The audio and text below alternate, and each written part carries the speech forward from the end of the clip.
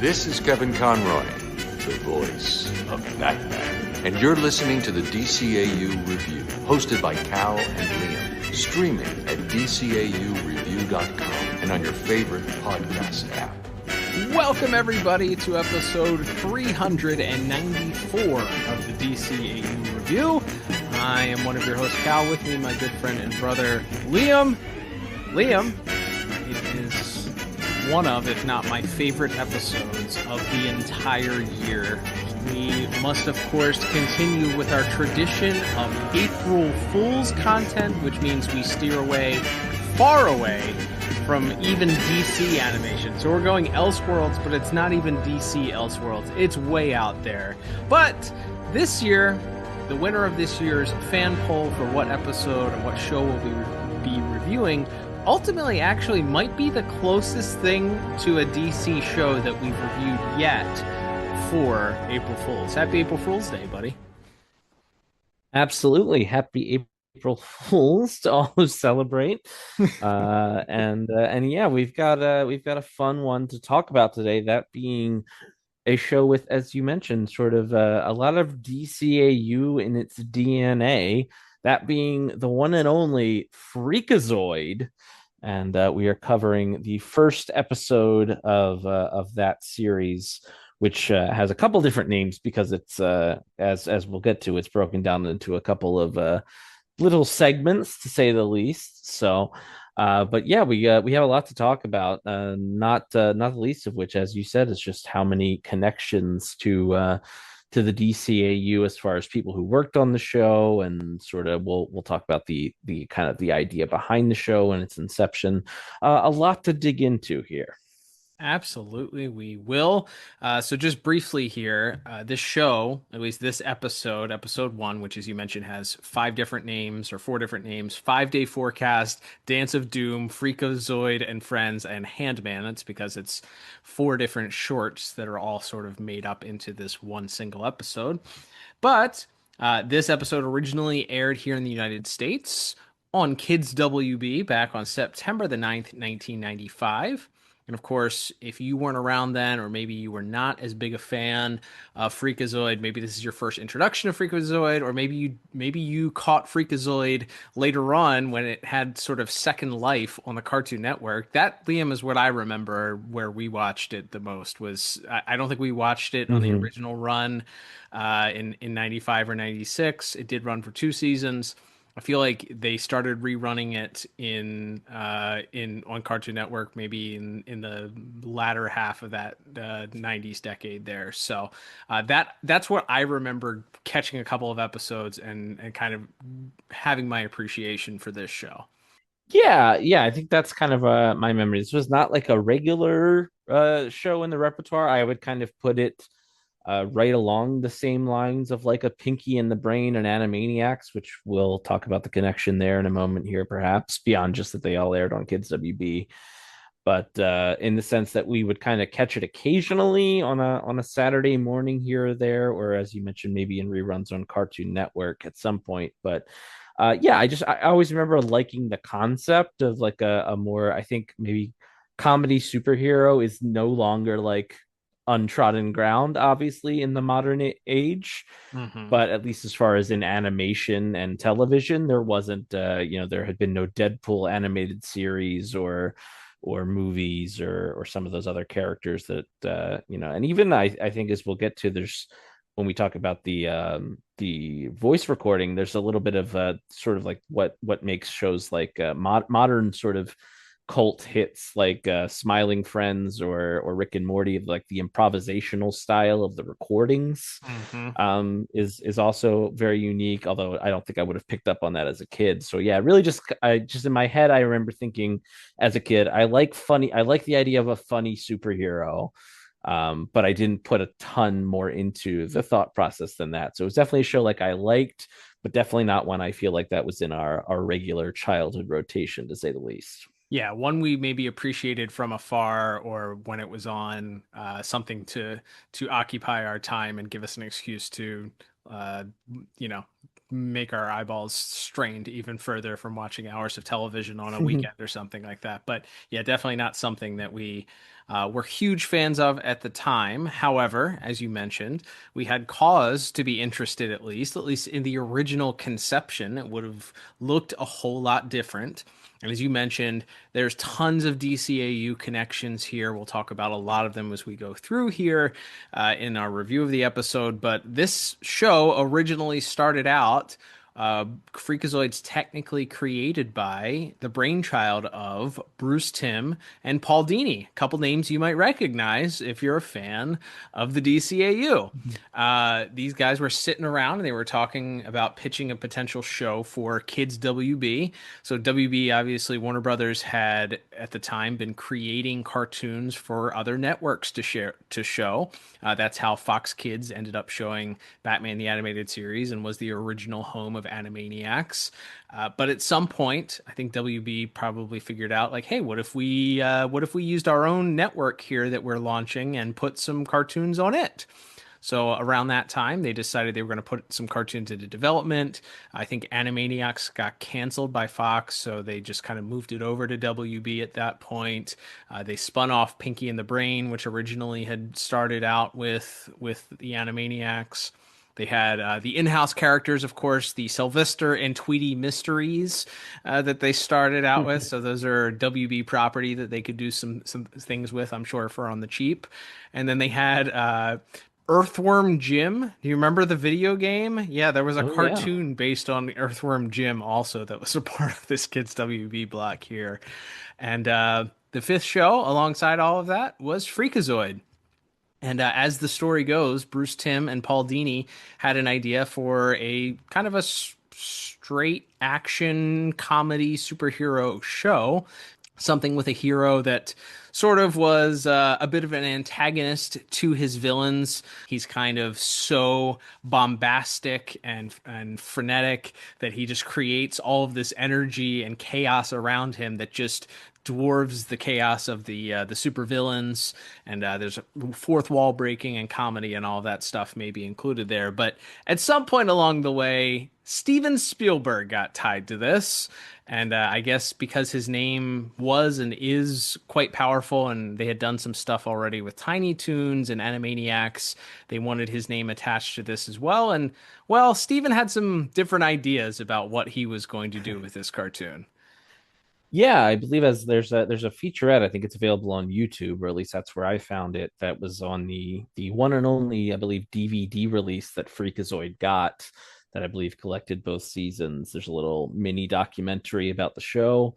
It's mentioned that, yeah, so obviously Steven Spielberg already having some success with Pinky and the Brain, being a producer on that show as well as Animaniacs, was interested in more of an action adventure, or getting tied into an action adventure cartoon. He spoke to Gene McCurdy, who of course was the head of WB Animation at the time, who of course oversaw Batman the Animated Series, is the one who gave Bruce Timm and Eric Radomski and Alan Burnett and got that sort of brain trust together in order to create that show, as well as had been, presiding over Tiny Toons and other things like that. So she put them in touch with Bruce and Paul Dini, as mentioned, and it was clear very quickly, as you said, that Steven had a few different ideas, according to Bruce Timm, that he was not really feeling the idea of an action adventure show with a little bit of comedy. He was looking for a comedy show with a little bit of action adventure, if any. I think is the vibe we get from Bruce Timm's own words on that. And he at that point, when it was kind of clear, they went back and forth on a couple of pitches, and I believe as Bruce Timm puts it, he just felt like he and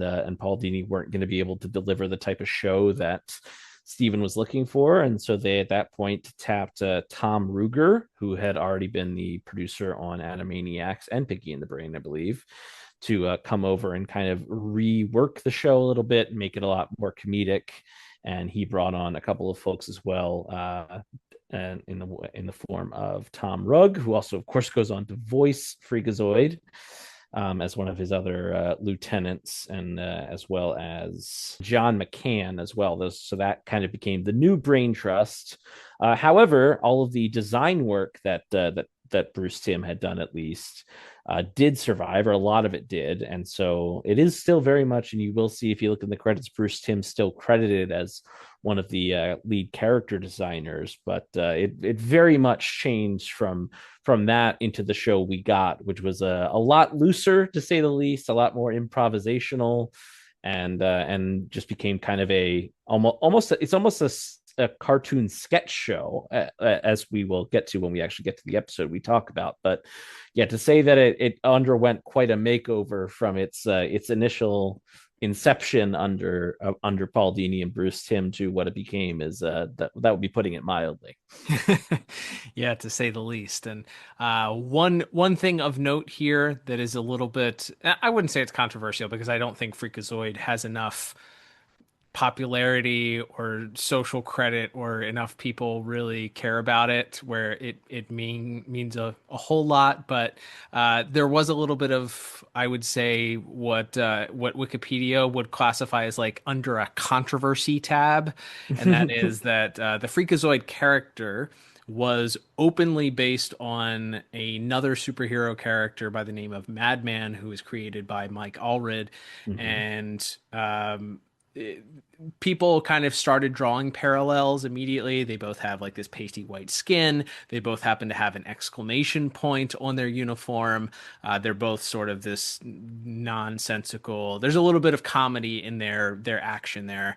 And Mm-hmm. interestingly, years later, Mike Allred mentioned that on some forum on his website, I believe, that Bruce Timm actually contacted him and let him know that Freakazoid's inspiration was Madman, that they had Madman comics and books opened while they were sort of designing everything. So he was a direct inspiration for the show. However, Allred kind of just let it go at that point, although he did at some point, according to him, write a letter to Steven Spielberg and let him know that he was aware that they were essentially ripped off his IP, and never heard back from Mr. Spielberg. So that is of note there. So if you're a fan of Madman or the Madman comics, Michael Allred's character, that is a direct inspiration for what the original character was supposed to be. Again, took a quite the turn there and went straight zany, goofy comedy compared to what Madman is. But yeah, that is certainly of note there. And as we've now kind of completely gone through the history of Freakazoid and how we got there, Liam, with the secrets of his past and how he came to be, I suppose it's time that we get into this week's official IMDb synopsis, which is brought to you by buymeacoffee.com/DCAU review. If you want to support the podcast, the best way to do so is head over to buymeacoffee.com/DCAU review. There's a couple of different ways that you can support the podcast. You can become a one-time supporter of the podcast and send us a little thank you or a little cup of coffee as an encouragement to us. If you have an idea for what you might like to see for next year's April Fool's episode, now would be the time. Get in now before beat the rush, act now, get in now before everybody else does, or before we're struggling to figure out what we want to do next year come mid-March. So buy us a coffee and let us know what you'd like to see as a potential Elseworlds April Fool's episode. We will mention we had 3 other shows that were up for vote here on Twitter X, and Freakazoid won handedly. He beat The Tick. Mm-hmm. He beat a entire month-long review of the Secret Wars Spider-Man the Animated Series show, and he beat Star Wars Clone Wars. So good on you, Freakazoid. There's enough Freakazoid fans out there that follow us on social media that wanted their voices heard, I suppose. So if you want to potentially sway us, coffee goes a long way to sway us. I'll just say that. Or if you want to become a monthly supporter of the podcast and get some perks for supporting the pod, you can do that. We have 3 different levels to do so. Our top tier level, of course, gets you the best perk of them all, which allows you to ask a question and hear your answer on the air if we select your question. You can head over to buymeacoffee.com/DCAU review and check out either a one-time option to support the podcast or become a monthly supporter. Either way, we ask that you please consider supporting the podcast today. Absolutely. And this is the synopsis for whatever you call this, Dance of Doom / three other names. And that these episodes were written by John McCann and Tom Ruger, directed by Ronnie Del Carmen. Hey, there's a name. Directed also by Jack Heiter, with music by Richard Stone and animation by Coco and Dong Yang. So another familiar thing in our animation studios. Mm-hmm. And that synopsis reads as such. I'm going to try my best to do the announcer from Freakazoid. I don't think I have a Michael Lee Hay in me, but I'm going to try. Freakazoid does the weather, rescues a hostage high school dance, and loses a sidekick to marriage. It's not as good as my Stanley. I can admit that. Yeah, we gotta get back to doing Marvel cartoons that next year. So we got crack out the take the Stan Lee impersonation off ice. But I guess we will get into our review of this episode, Liam.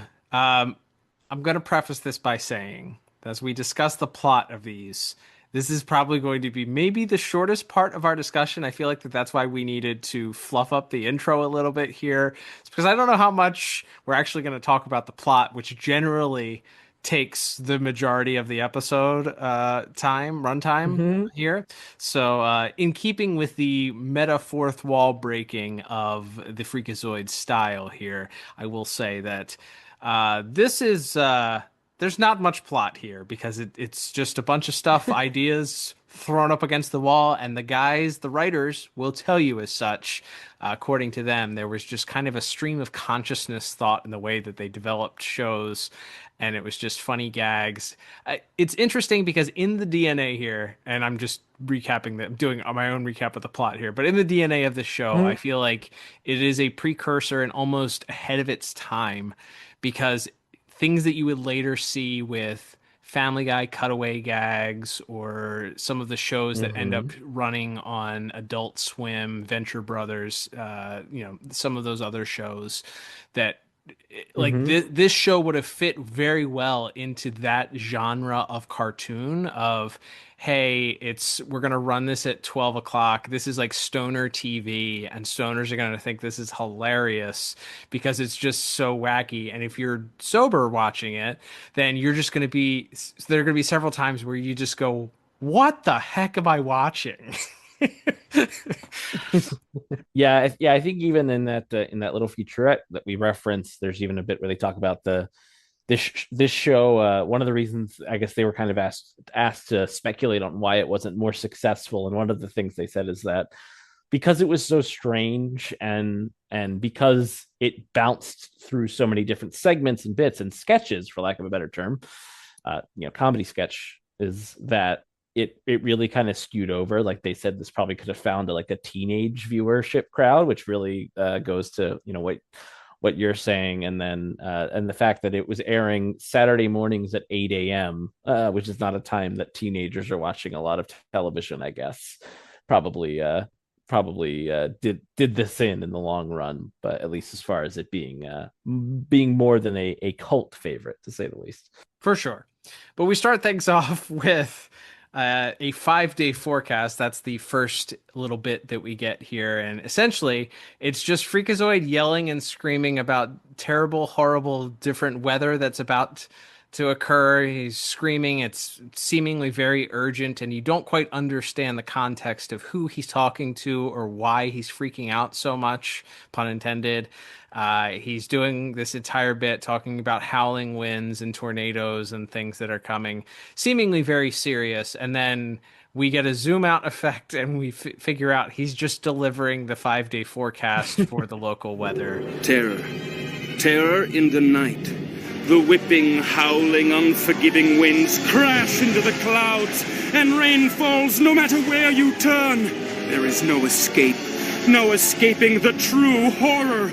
A sudden silence, and then screaming thunder, lightning, floods, tornadoes, famine, pestilence, fire, earthquake! Giving way to hazy afternoon sunshine. I'll be back with a 5-day forecast after this. We then, after our title, which we'll talk about in music, we get our first introduction here to the Dance of Doom, which we actually don't get the title of this one revealed until a few minutes into the sketch, but we see that there is a villain that's introduced named Cave Guy, who looks like a Neanderthal, would not be out of place in the Flintstones cartoon, walking around wreaking havoc.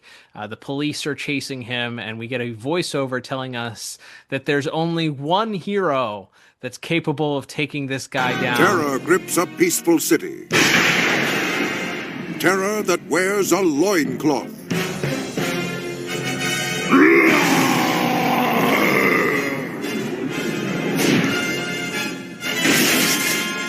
His real name is Royce Mumphy, but police in 5 states know him as Cave Guy. Yes, Cave Guy. Hostile, powerful, but also highly intelligent. I subscribe to the New Yorker.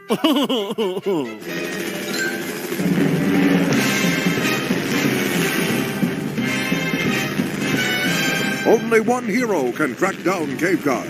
Only one hero has the heart to fight this fiend. That hero is on another network. We see a shadowy figure with long pointed ears and white eyes holding a gentleman by the collar, and then the voiceover guy says, "Unfortunately, he's on another network." And then we cut back to Cave Guy, who's continuing to wreak havoc. We then get another gag where it reveals, despite his somewhat caveman look, he actually sounds like Thurston Howell III from Gilligan's Island. He's got this real hoity-toity voice. Talks about how he subscribes to the New Yorker, and he's very fancy, and he decides that in order to escape the police, he's got to have some leverage, so he decides he's going to take some hostages, and that's what he's going to do next. We then cut to the hero of our story, although he is not quite in his hero form just yet, and that is young Dexter Douglas, who is the alter ego we learn of Freakazoid. We, of course, learn that in the opening credits, but in this case, we're reintroduced here. Dexter is at home on a Friday night, and he's playing on his computer. He's interrupted by his mom, who I'm pretty sure is a pastiche of June from Leave It to Beaver. She walks in and mentions that she's concerned that he spends way too much time on his computer. He mentions that his computer is his life, and while smiling directly at the camera and not batting an eyelash, she says, "Well, that's sad," and then walks away. She does say that there is a dance happening that night, and is curious as to why Dexter would not be going to the dance. He then has this imaginary bit where he calls up several attractive girls from his high school, all of whom are very progressively more mean and offer lamer excuses as to why they don't want to go to the dance with him. Gee, Dexter, I'd love to go to the dance with you if I were ugly and dead. Sorry, Dex, but I've got to wash my hair or help the needy. I forget which. Oh, can't do it, Dex. That's the night I'm having something removed. I don't want to go. You spend far too much time with your computer. It's not healthy. It's my life. Dexter ends up wandering out into the living room where his mom and dad are sitting on the couch looking for food. His mom has already eaten all the food, apparently. And then as they're watching television, a news report comes on showing that, unfortunately, a whole group of teenagers at this dance celebrating daylight, they call it daylight savings time, has been taken captive by Cave Guy, and this calls into action Dexter to say his secret transformation word, which is freak out, which causes him to turn into Freakazoid, and he finds his way, or begins finding his way, towards the dance.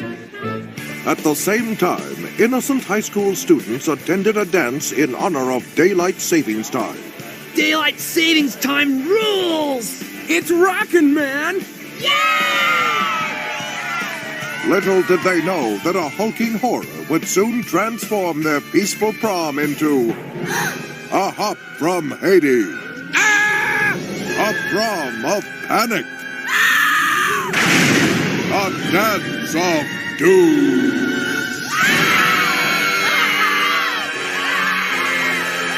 Yes, Dance of Doom, starring Leonard Rhombus, Kipton Tang, and Weena Mercator as the Hopping Woman. Who, despite Freakazoid saying that nothing is going to distract him from his mission, provides the temptation to potentially take a detour very quickly.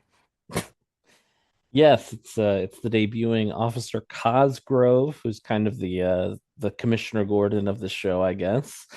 And we'll get to voice acting later, but yes, Sergeant Mike Cosgrove, as he's known. And yes, as he's zipping by, he sees Cosgrove on the street, and they decide to go get a mint, which I don't know if they literally mean a breath mint or if that's like an old timey name for something. I couldn't... Like mint chocolate chip ice cream. Like, no, maybe. But no, I thought it would. I thought the gag was they were just like, we're gonna stop and get a mint, and there's a whole storefront dedicated to selling mints. I'm pretty sure that that's what the gag was. That's how I took it as well. But yeah, maybe there's some old term we're not familiar with. But yes.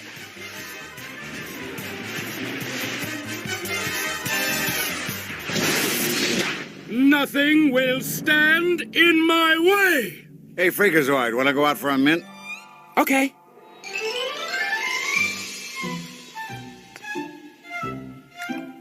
Ooh, I gotta say, that was one fine mint. Sure was. Oh, by the way, we're needed over at that hostage thing at Harry Connick High. That's right! Duty calls! Hello, Duty! I'm coming!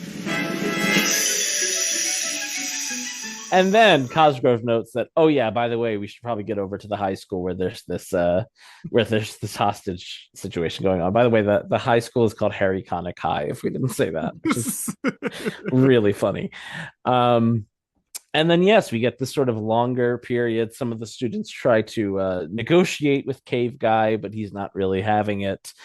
And then we get this sort of extended sequence as Freakazoid arrives where he's, well, actually, before that, we get a cutaway to a scene. Talk about your Family Guy non sequitur bits, where there's just a strange man who has a pocket watch that can apparently do something to like small rodents. We see him going up to like a pet store. No, not small rodents, just beavers. Just beavers specifically, we should say, yeah. As Freakazoid bounds off to battle, certain questions remain unanswered. For instance, what part will this strange fellow play in our story? And what of the object he clutches so carefully? An ordinary watch, you say? Hardly. For it has a secret power.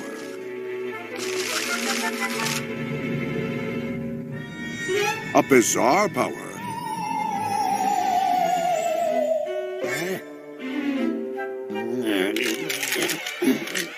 The power to turn beavers into gold.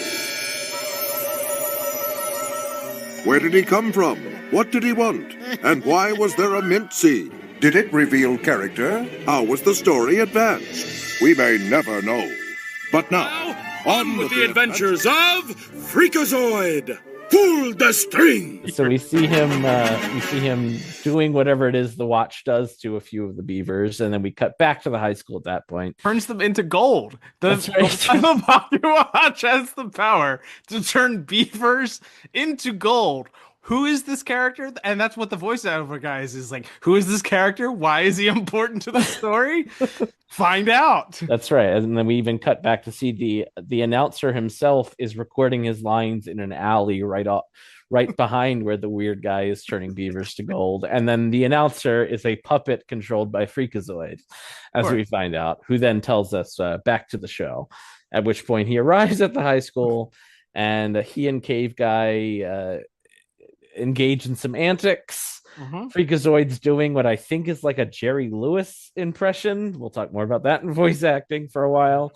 Yeah. And just sort of being generally annoying. And after some chicanery involving the basketball hoop, eventually Freakazoid is finally able to take Cave Guy down and save the day, though he keeps taking breaks during the fight with Cave Guy to go up to each individual girl who had apparently rejected Dexter to go to the dance and take them to task for being liars. And then we cut to the post fight as Cave Guy's being taken away, and we see that Freakazoid is still standing in the parking lot. He gets a kiss on the cheek from one of the girls.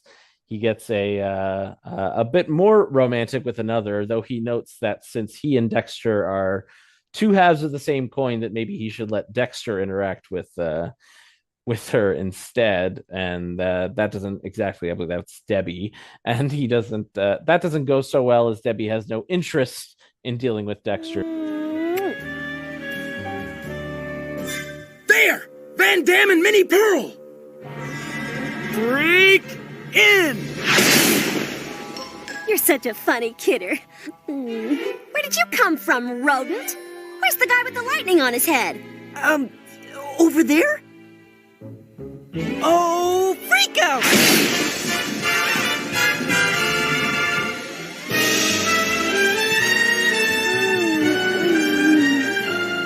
That was shallow, cheap, and based solely on hormones. Works for me! And then the weird guy with the pocket watch, who can turn beavers into gold, shows up, and he asks Freakazoid if he wants to see something weird, and Freakazoid says no, to go away and to leave the beavers alone. And that's pretty much the end there. I think I may have those scenes backwards. I think that was right first, and that's the end of our first little segment here, as he saves the day and yells at a guy and tells him to leave the beavers alone. We cut to our third segment, which is a parody of the Animaniacs opening, where the Animaniacs sing, of course, and introduce you to all of their supporting cast. It's basically that to that tune, except it's singing about Freakazoid and all of his supporting cast. Including Freakazette, who is apparently like a female sidekick character that never actually appears in the series. Yeah, she was supposed to. But, it's one of the girls at the high school that was supposed to turn into her, but then ultimately never does. So I think they were canceled before then, or maybe they just probably forgot about it. I don't know. That's what I read. Probably seems about right. But that was so we get that little bit, and then we get to our final segment of the single episode here, known as this is sort of a double segment, as it's overall part of apparently an ongoing series called Search for a Sidekick, where Freakazoid is trying out different folks so of course he's a superhero, he needs a sidekick, and as he's confronted by his arch nemesis, who is a guy with a giant brain for a head named the Lobe. In a lab coat, he's surrounded by tons of weaponry. He breaks out his new sidekick, and it's none other than his hand with a couple of googly eyes glued onto it, and he's just making the hand talk. Of course, naturally, and that's essentially he's able to thwart the Lobe using some witty repartee and convincing him. They get into sort of a Bugs Bunny, Daffy Duck style, or Bugs Bunny, Elmer Fudd style argument, as the Lobe starts talking to the hand, even though he said that the hand is just the hand. So he starts arguing with the hand, and this causes enough of a distraction where all of these cannons and bombs and things that are trained on Freakazoid in this scene that are ultimately going to be his lead to his death and to his demise are turned on the Lobe at this point. That was very refreshing. Oh, just stop. What? This is stupid. You're calling my sidekick stupid? That's not a proper sidekick, that's just your hand. No, it isn't. Yes, it is. No, it isn't. Yes, it is. It's just your hand, you simpleton. No, take a closer look. Closer. Closer still. Hold it right there.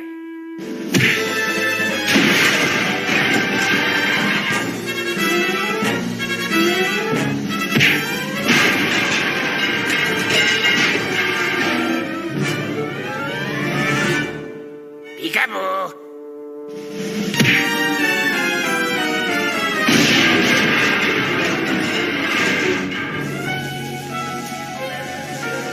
The place is going to blow! Run for it!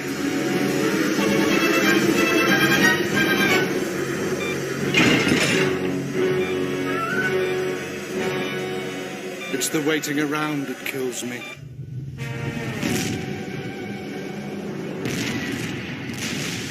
After he saves the day, his other hand shows up with a wig on it, and suddenly the two hands start kissing each other, and this leads to the end of our show, where he goes to the little famous little white chapel in Las Vegas, and Freakazoid marries the two of his hands together.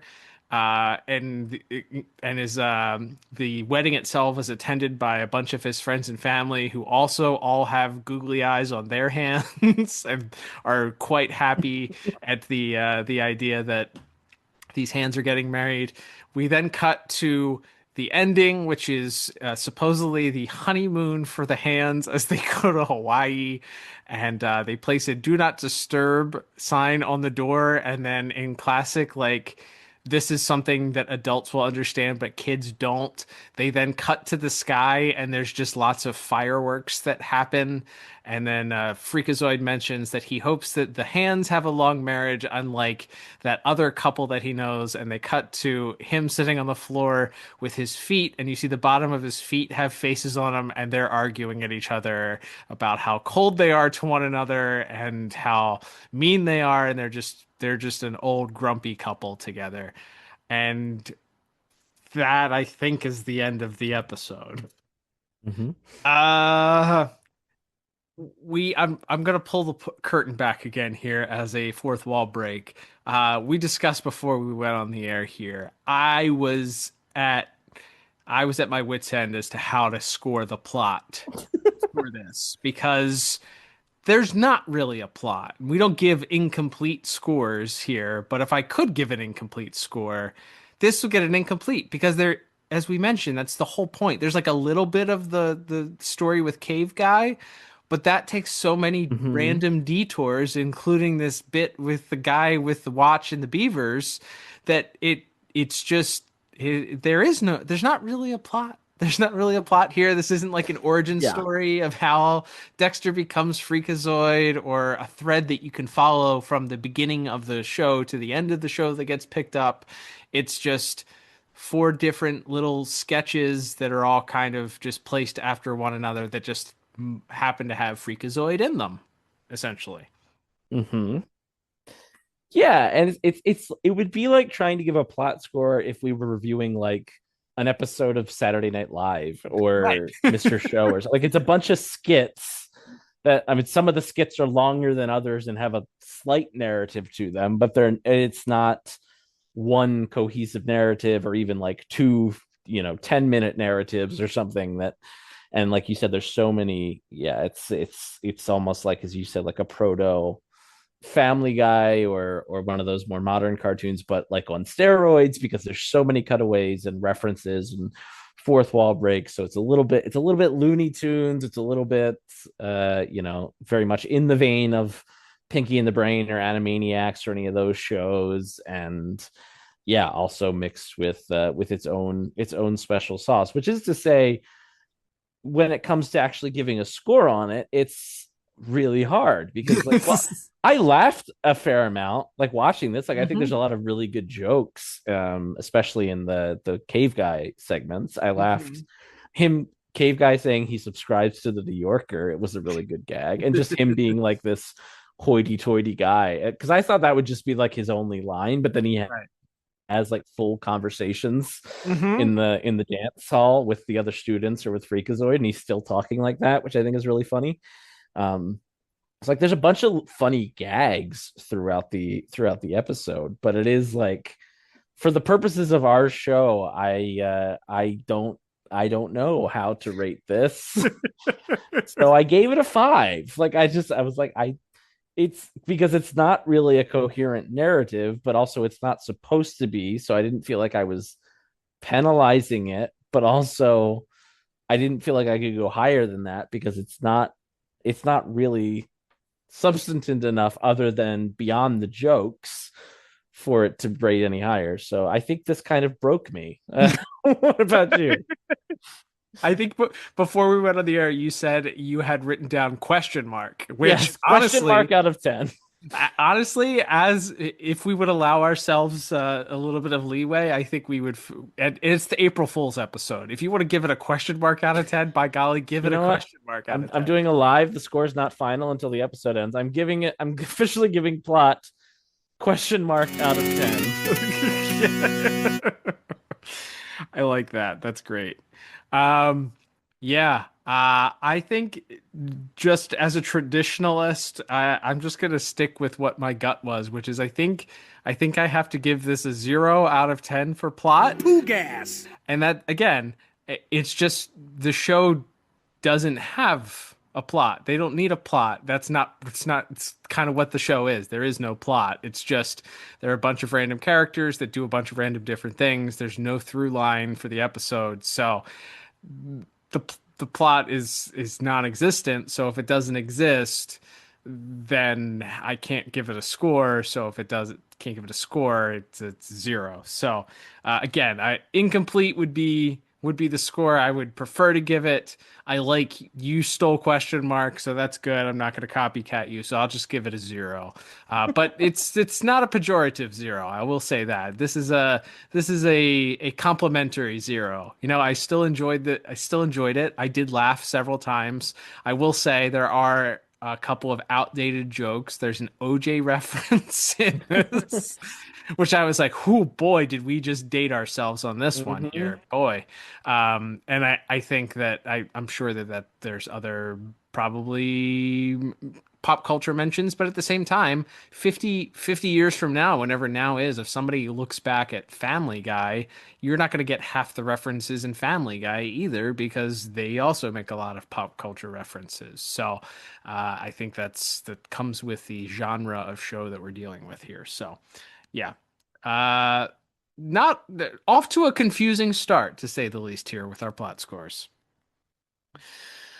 All right, Liam, let's move on to our second category of the day, which is animation and visuals. As you mentioned, Coco and Dong Yang responsible for this. We've already kind of been over the characters as far as who's responsible for the character designs. We talked a lot about how Bruce Timm was responsible for doing those. They kind of kept those and made them their own with names and stuff like that. I think in that featurette they mentioned how some of the characters came over as just images without names, so they kind of had to give their own names to the characters. But as far as the way that the show looks, the thing that I kept coming back to is I don't think there's a modern cartoon or a modern equivalent to a cartoon that looks as good as this show does from 30 years ago. Like, I don't think that you could maybe, I haven't watched a new episode of SpongeBob, assuming they're still doing new SpongeBob episodes. Like, I haven't watched a new episode of SpongeBob in quite some time, but like, that might be the only show that has, traditionally fluid and more moving parts than a like even Family Guy or The Simpsons. Like, the characters, they stand still for a lot of the time, or they're in one single position. Like, this show is so fluid, and Freakazoid moves around so much. I think in that featurette they mentioned that he was designed to move like Daffy Duck in some of those old Daffy Duck shorts. And that's exactly what he moves like. He's bouncing all over the screen. He's turning into a rocket. When he flies, he puts his hands up and makes a whooshing noise. Like, he is a cartoon character. Like, that's what he is. Like, the Batman the Animated Series was obviously made to kind of take you out of that disbelief. These are real human beings that just happen to be, drawn. This, however, Freakazoid these are cartoon characters. These are cartoon people. The way they move, they don't listen to physics. They don't listen to, the normal normal laws of gravity or the other things that we follow here. They move around like cartoon characters. They emote like cartoon characters, and I think that's very fun. And I think that's what stood out to me is that how I think fair or unfair poor cartoons look nowadays compared to something that was obviously not a gigantic budget cartoon from 30 years ago, and was with an animation studio that we've talked about before with DCAU stuff that kind of had a mixed bag. Sometimes it would be okay, sometimes it would be not so okay with their results with DCAU shows.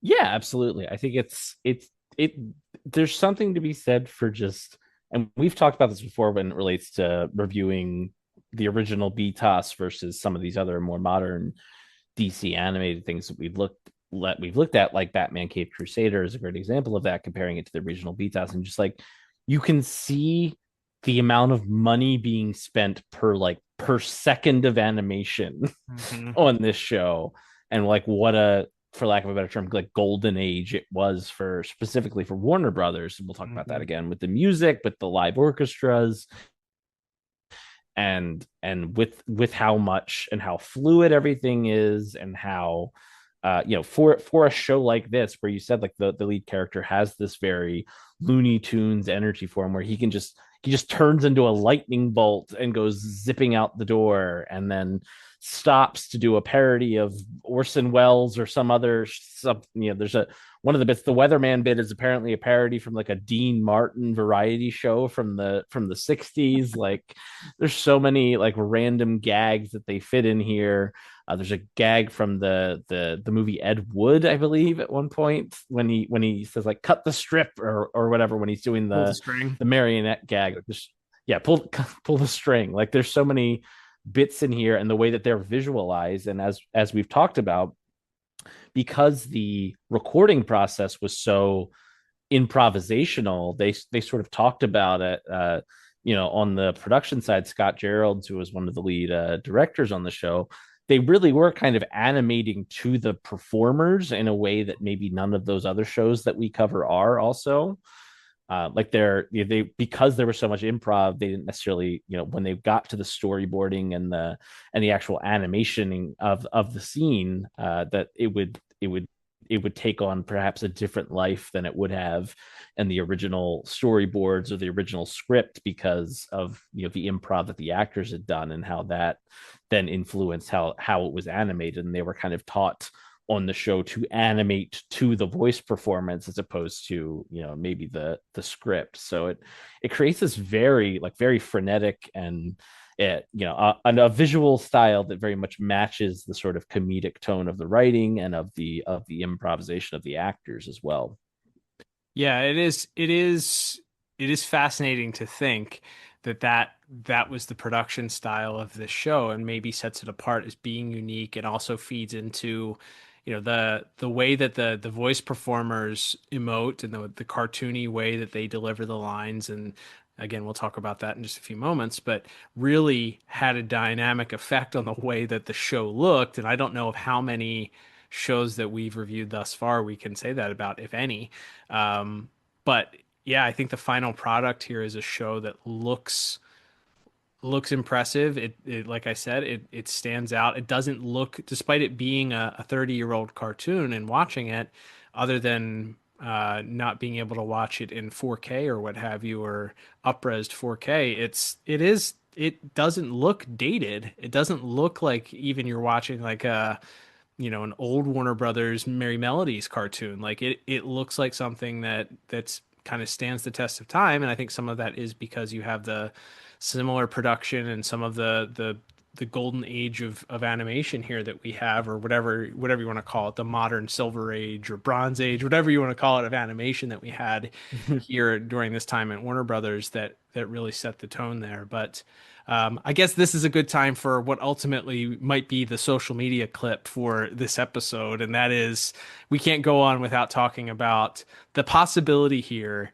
Is Freakazoid in the DCAU? Well, that's a good question, because as we open on Cave Guy's rampage across the city, Our announcer tells us that there's perhaps only one hero who could stop him. And then it pans up to a rooftop where a man in shadow, who certainly appears to have bat ears, is standing on a rooftop shaking down a thug, who then turns to the camera and puts his hand on his hip. And it sure looks like the Batman, the animated series Batman. Of course, at the time, Batman's still airing on Fox Kids, so that, which they literally acknowledge within the joke of the announcer saying that this hero is on another network, so we'll have to settle for Freakazoid. But it's, yeah, they did manage to sneak in a little prior, years prior. This debuted in September of '95, and the new Batman Adventures wasn't starting until almost 2 years later. So this is the earliest appearance, I would think, of, other than maybe Michael Keaton as Batman on Tiny Toons. This might be, although that would have been on Fox Kids as well. So I believe this might be the first time Batman appears on Kids WB. So there's a little trivia note for you. There you go. Yeah. Now, of course, I think this is a fun explanation here, or a fun fan theory. You can do with it what you wish. If you think that this is Bruce Wayne from the DCAU on top of this building, that's up to you to decide whether or not if it is indeed him. I don't think there's anything that says that it is. I don't think there's anything that says that it isn't. We certainly don't see any of these villains. We don't hear of Freakazoid mentioned. He doesn't become a member of Justice League Unlimited later on. So there's no proof that Freakazoid exists in the DCAU, but there's also no proof that he doesn't. And this one shot, as you mentioned, we pan up to the building. It's the same. It's just like the opening shot of the BTOS credits here. So, the argument could be made. Maybe not. I think it's left up to your own decision there. Is this canon until proven otherwise? I mean, I don't see why it couldn't be. There's no direction other than the obvious thing, which is that Freakazoid should have been in the Justice League. That's really my only note. That maybe disproves this, but he does show up later on. We know he does show up in a Teen Titans Go episode. Yes. So maybe, possibly down the road, we've yet to review an episode of Teen Titans Go, and Teen Titans Go is a very controversial show, as we know. You either absolutely despise it or you absolutely love it. There is no in between.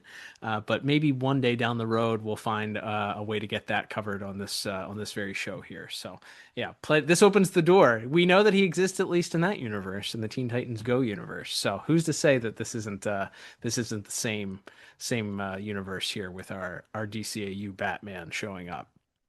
But as far as visuals, like I said, there wasn't a whole bunch of things other than, of course, the Batman cameo that stands out. Other than some of the things that we talked about, the character designs are fun. The Loeb is he's so goofy looking. The fact that his brain is so big, it's his entire head and starts to take over parts of his face. I think that's funny. Cave Guy is certainly a fun villain design.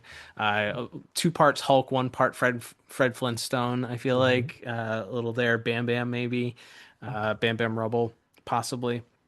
And then I think there's like some Betty and Veronica in the girls that show up that are in the high school, which would not have been, I feel like, far-fetched for Bruce Timm to draw from Betty and Veronica Archie comics and designing some of those supporting characters there. I do also love that the police officer that is the supporting cast voiced by Ed Asner, the Sergeant Mike Cosgrove, looks like Ed Asner. It's just an Ed Asner drawing as the sergeant, which is great. And like I said, I think the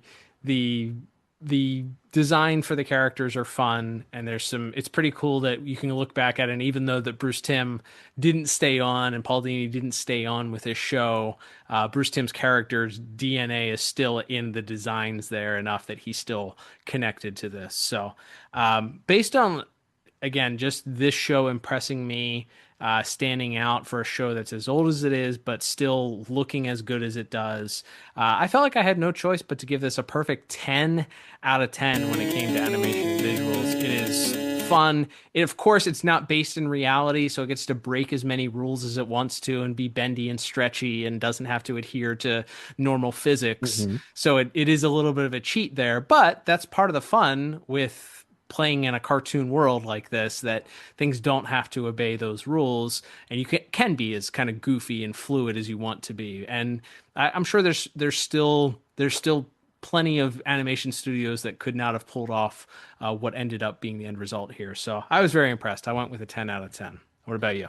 Yeah, same. I think there's so many different types of gags and looks like shifting sort of motifs in the visuals throughout it, and again, as we said, in the sense that it's this seat of your pants, room for guys to sort of improvise and change the animation and all that.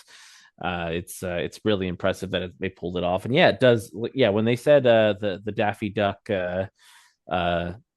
comparison, it really did stick. And it's funny because I even remember hearing Glenn Murakami talk about that when they did the original Teen Titans show, about how even though there's a lot of Eastern animation in that show, some of the more comedic elements, when the characters' eyes get really big, or that, like, he did compare it to like a Looney Tunes, to a Tex Avery type of thing.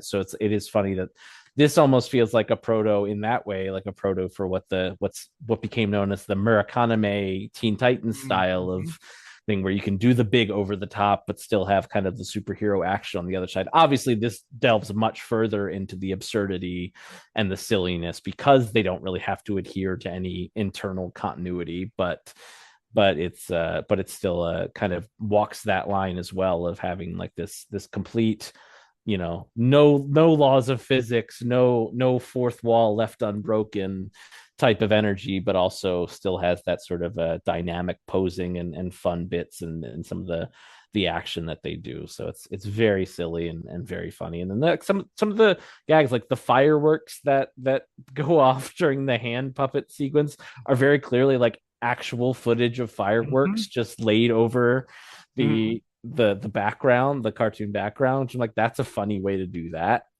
So like just some of the visual tricks they pulled out throughout the 4 sequences are a lot of fun. And then if you watched Animaniacs, doing an Animaniacs song but with Freakazoid characters is a fun gag, as well as you go down the roster of all his characters. So we get to see characters we won't get to talk about this week, like Fanboy or some of the other villains. So definitely a lot of fun stuff across the 4 segments we got visually.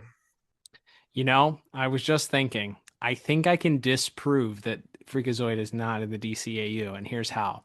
It's because if he is in the DCAU, we see this bit where he's crossing over with the Animaniacs. We assume that he's in the same world as the Animaniacs then, if he's interacting with them.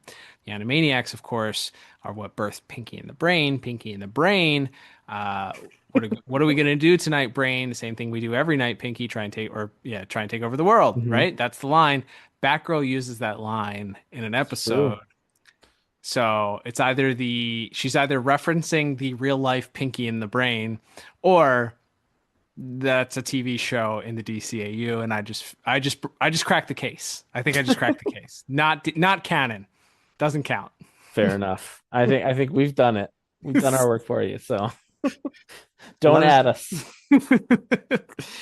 Indeed. All right, Liam. Well, that will take us to our next category, which is going to be music. Music was done by Richard Stone. And I think before we get into... we'll start with just the show itself. I think, as you mentioned, it's traditionally just kind of very Looney Tunes, with flutes and accompanying characters and making noises when characters blink at the camera, and they break the fourth wall. They're punctuating their jokes, or you get strings that come in to create sad sounds, or as we mentioned, there's a ukulele at the end when they're in Hawaii and the hands are on their honeymoon. So there's traditional orchestral music there that plays during the entirety of the episode. But I think there's two things worth noting here. We'll talk in detail probably about the theme song. I feel like this is maybe the only time we ever review a Freakazoid episode, so talking about the theme song is going to be important. But then the aforementioned Batman sequence, you do catch a little bit, a very brief little hit of the Batman theme that comes in there. I believe it's the Danny Elfman Batman theme that plays there. Get a little crescendo of it before it cuts off. That way it couldn't get, you're not going to get cease and desisted or yelled at, I'm sure, by Danny, or need to give him, I'm sure, royalties of some kind. But I did like that they included a little musical crescendo with the Batman homage there as well. But the real star of the show, I feel like, has to be our theme song, which has its own crazy, like, catchy tune with this jazzy beat to it that also sounds like it could have been Looney Tunes, Tex Avery style, like drums and bass and live orchestra and timpani. You get a little tap on the hi-hat and things that are coming through there, and this marching sound effect of Freakazoid, and everything is punctuated by Freakazoid, Freakazoid, and all these wacky, zany bits that happen, including a mention of Floyd the Barber from the Andy Griffith Show. Like, it really, to me, it encapsulates the entire show in this brief little, whatever it is, 30, 45 second intro here, in that it's goofy. There's inside jokes that kids would never get, like meta jokes, references that they're never ever going to get. And it's an earworm that sticks in your brain and will be there and make a nice little home there for a little while if you aren't careful, because it's just insanely catchy. Oh yeah. The Floyd the Barber reference is like, that's such a, gosh, Andy Griffith at that point was already like 30 years old. So right.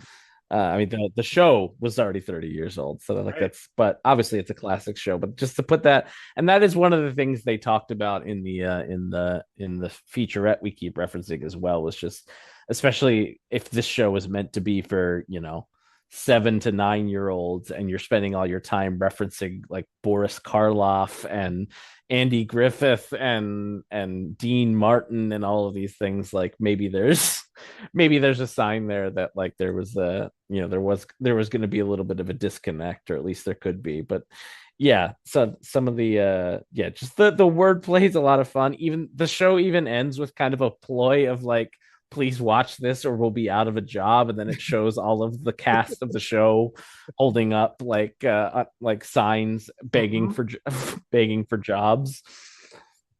So it's a very even the theme song is kind of fourth wall breaking and making these weird esoteric references. So I believe it's Tom Ruger, the showrunner, credited with the lyrics of the theme song, along with, of course, Richard Stone, who did all the music for the show. That alone, I feel like, was enough for me to give it a pretty strong score for music. I think the rest of the show, again, you do get, it's very much in the Looney Tunes headspace, like the horns to punctuate the jokes, and xylophones and all these little very very the comedic music stalwarts. So I ended up giving music a pretty strong 8 out of 10. Yeah, I went the theme song is an instant classic. It's a 10 out of 10 for me, based solely on the theme song. It's an earworm.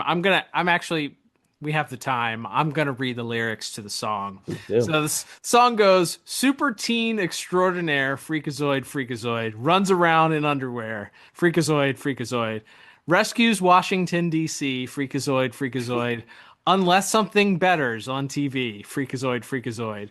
His brain's overloading, it has chocolate coating, textbook case for Sigmund Freud, Freakazoid, Freakazoid.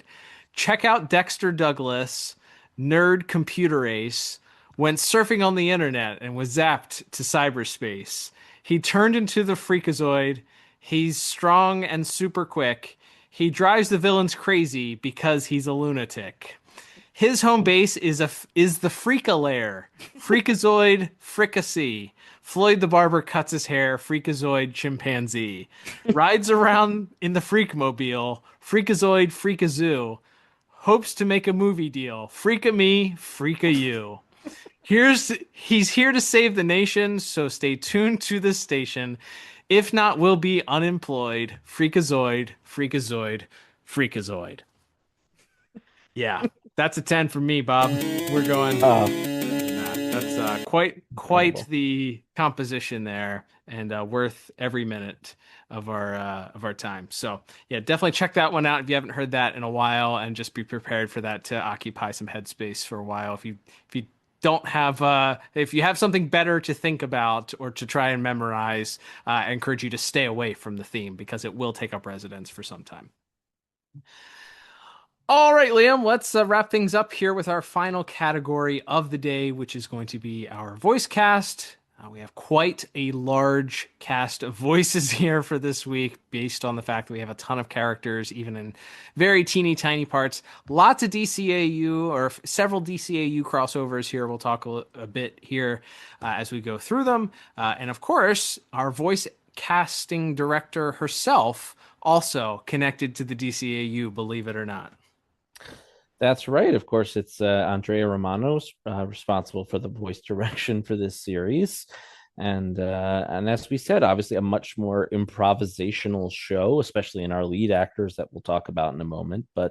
And you can kind of see that right away. But we'll lead it off with the first voice we hear, that being Joe Leahy, I believe it's pronounced. I think I butchered it earlier, but that's our narrator, who is one of the first voices we hear. I think the first voice we hear is Freakazoid in the weatherman bit. But our narrator, played by Joe Leahy, that's a bit that I remember, like, definitely carries throughout the series. Is the announcer sort of openly questioning what's happening in the show, or them like panning the camera over and the announcer standing like just off screen with a microphone. He's got a classic announcer voice, so Mr. Leahy doing a great job there. Yeah, I picked up, if you don't remember, he also, in Batman the Animated Series, does the Grey Ghost voiceover when the Grey Ghost series comes on, when Bruce is watching it. The Grey Ghost. Like, that's him. He, of course, did some voices for Transformers, a bunch of different stuff. He's got quite the history of doing voices in animation. But I love that that's the first voice that you hear. It's commanding. It's gives you like this super serious undertone that, of course, is then immediately undermined once we see, that the Freakazoid is the one that's like providing the voice for him. So I do love it, and it's a fun bit, obviously, that then continues throughout the series. He's in, I think, every episode of the show.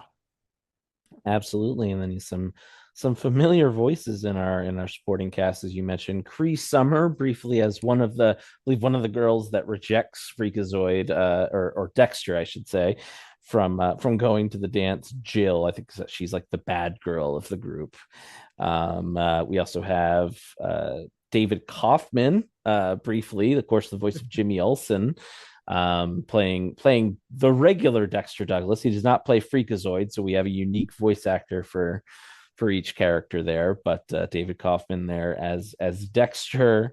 We do have Tracy Rowe as Steph, and then we'll talk about them all together because, as mentioned, the Animaniacs cameo in this episode. So we have Rob Paulson as Yakko, we have Jess Harnell as Wacko, and of course Tress MacNeille playing Dot, as well as she also voices Debbie and Valerie, two of the other two girls that I think distance themselves from Freakazoid. Or Debbie's his mom. Debbie's the mom. That's right. Debbie's his mom, and yeah, like I said, her doing like June from Leave It to Beaver, and just like this plastic smile plastered to her face, and saying the most like the just off the wall stuff, including like that's so sad, which she backhanded compliments or like just disses her son for being a nerd. Is really, really funny. There's that bit, and I think Mr. Kaufman, along with John P. McCann, who is one of the writers on the show, who also voices his dad, Douglas Douglas. They question who ate 24 pizza rolls, and apparently Tress MacNeille, as the mom, ate all of them, and she just says, "I was peckish." Which is a really good gag. So yeah, a lot of talent in these supporting roles here. And then playing our villain in the second short, it was none other than David Warner as the Loeb. Of course, the voice of Ra's al Ghul, very celebrated stage actor as well. Very funny, and they, as mentioned in that featurette, one of the real joys of this show was getting actors like David Warner, like someone else we'll talk about. Later on they have someone like Ricardo Montalban from the Love Boat series on shouting about being a weenie. Like a lot of the fun it seemed from the creators was just, let's write the dumbest possible scenes and lines and then make really talented actors say them. And again, talk about a prototype for Sir Patrick Stewart doing voices on Family Guy and American Dad or something like that. You take this great respected British actor and then you just have him say the silliest stuff imaginable while he plays a brain in a lab coat. It's like, what a joy. You know what the funniest thing is too? I saw a quote from David Warner. He was interviewed before his passing sometime, I think it was in 2018 or 2019. And the interviewer asked him about doing voices in cartoons and what his favorite voice was. And he said, while he never watched the cartoons that he did voices for, and he couldn't remember all of the voices that he did cartoons for, that his favorite voice acting role was the Loeb in Freakazoid. Amazing. Mr. Warner's his favorite role was the Loeb. This man, the man who defined Ra's al Ghul for a generation, and his favorite role is the Loeb. He said it was just so goofy, and the things that they wrote for him were so enjoyable to deliver that he got a kick out of it, and that was his favorite role. That just won me over. I just love the fact that was his favorite voice acting role. I mean, yeah, so much so that they bring Mr. Warner back. I think one of his final roles before his passing is voicing the Loeb in the aforementioned Teen Titans Go episode. So yeah, amazing that he enjoyed it so much enough to come back and play it 20 some years later. But speaking of greatly respected actors, we do briefly have, as mentioned, Ed Asner voicing Sergeant Cosgrove. Again, it's like we said, the gag is what a tremendous actor, a legendary an actor like Mr. Asner, and then just have him say the silliest stuff like "Let's go get a mint." That line, him delivering that line, obviously it's a funny bit also because it's preceded by Freakazoid saying that nothing's going to stop him from, getting this mission taken care of, and then he's distracted by going for a mint. But Ed Asner delivering it deadpan of, "You want to go for a mint," is just fantastic. Like, perfect. Just fun. Absolutely. It's quite amazing. Playing our other main villain of the episode and a couple of the other voices, we have Jeff Bennett. Actually, I think this might be his only credited voice, although he's definitely doing some of the backgrounds, I think, in some of the other scenes. Jeff Glenn Bennett playing Cave Guy, aka Waylon Jeepers. I also think it's really funny that Cave Guy has an alter ego when he's just a big purple caveman. But yeah, as mentioned, just the gag being that he's very clearly doing one of the supporting characters from Gilligan's Island, who is just this like hoity-toity fancy rich guy named Thurston Howell III. And that's just the voice. He's just doing this like every line is he's so hoity-toity about everything while also being a giant screaming caveman with a club. And it's a very good gag. And again, it's just Mr. Bennett obviously much more in the realm of lots of comedic performances like Johnny Bravo and plenty of other voice acting credits to his name as well. But yeah, quite a bit of fun to just have this weird, again, just on a conceptual level, it's fun. And then of course, Mr. Bennett seems to have a lot of fun. And I do think I will be thinking a lot about I subscribe to the New Yorker as incredible line delivery on that. Yeah, it's a fun one. I agree.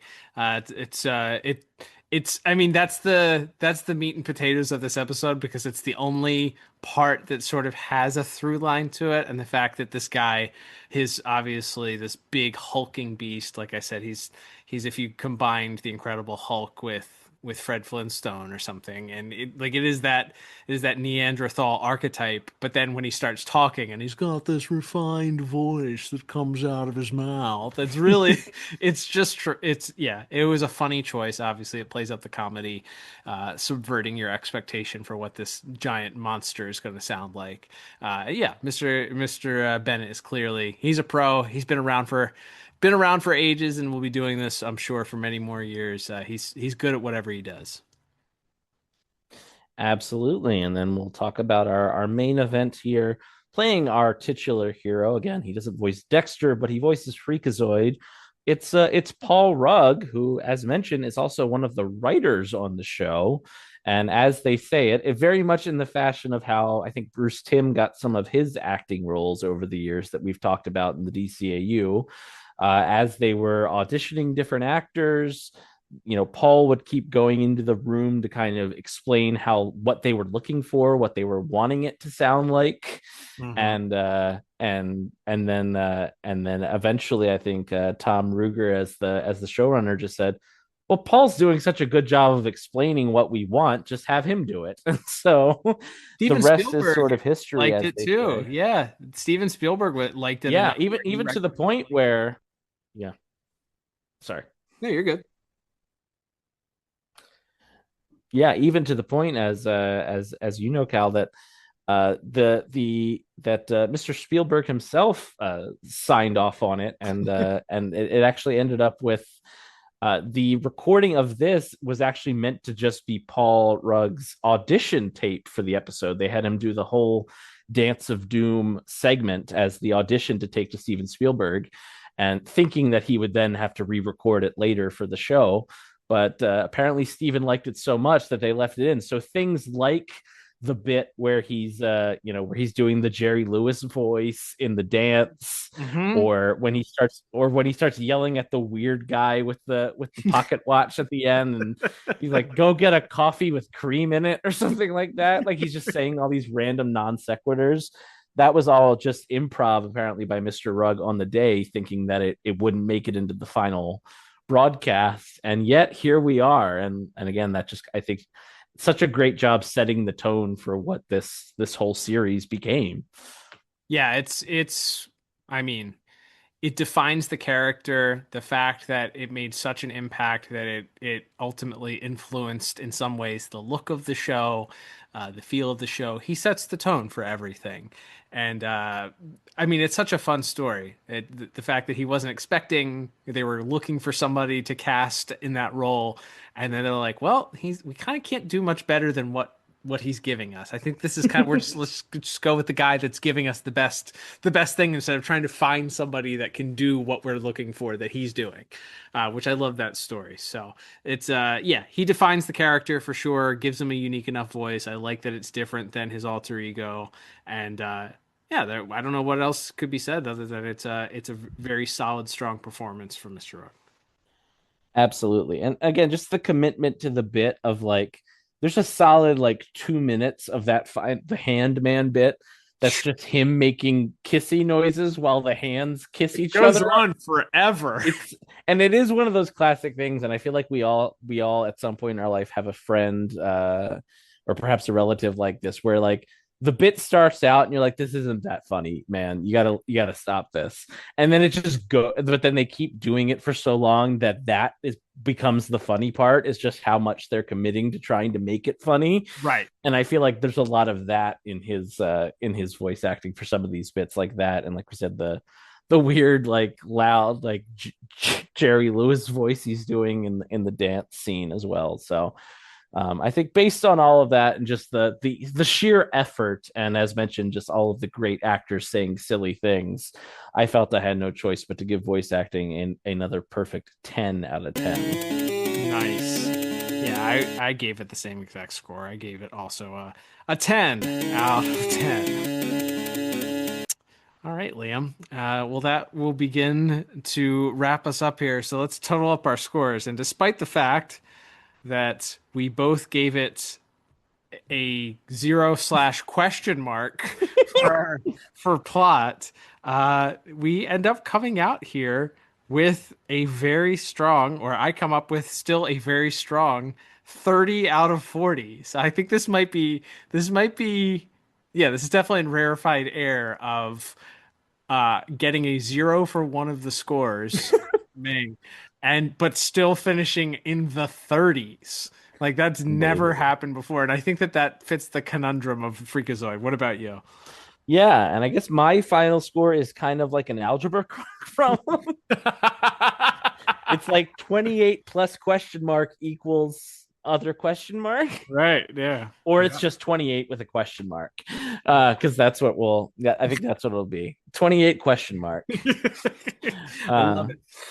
Is my final score. But yeah, suffice to say, we don't really talk about rewatchability with these shows that we parachute in on. But yeah, if you have the desire to go into Freakazoid in the modern day, whether you find a copy of the DVDs, or I think this was streaming on Tubi in the States and appears to maybe be on HBO Max in non-US territories if you're maybe if you're VPN surfing or something like that. But if you find a way, it's out there. We'll just say that there's pretty good quality versions of this show out there if you are so inclined. So yeah, start with this first episode, get a taste, and see if that's something that you want to continue on with, because it does feel kind of like as we wrap up our thoughts on the show, like it's a either you get it or you don't type of show. It's as shown in our attempting to recap and score a plot for this.